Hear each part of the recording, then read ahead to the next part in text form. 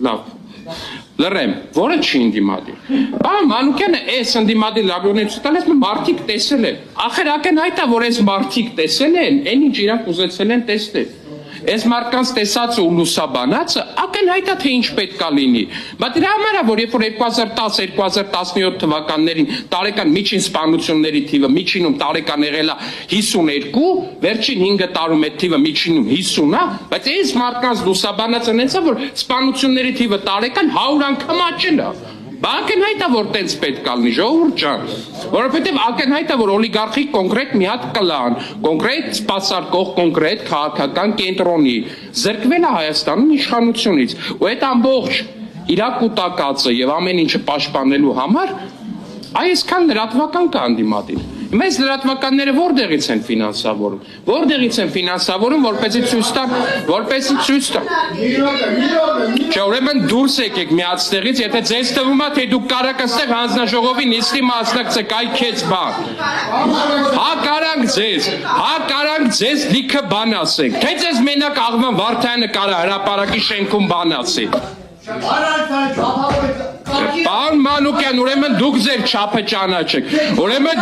չափը ճանաչեք, հաջորդ անգամ հերիկը քեզ եղավ է, մյուս անգամ ձերդ չբարձրացնես տեղ։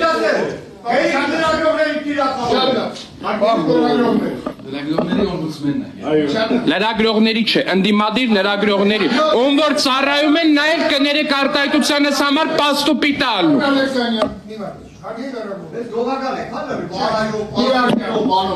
Գողականը, պարոն Մանուկյան, ձեր շեֆերն են ու ձեր շեֆերի շեֆերն են, պարոն Մանուկյան,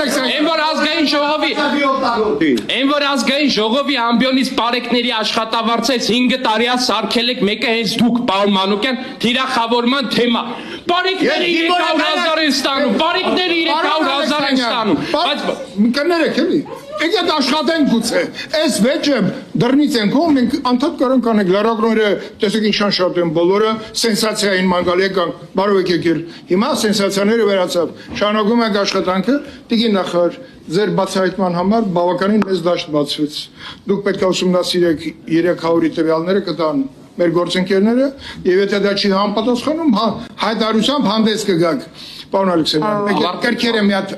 կրքերը հանդես, հարգելի գործընկերներ։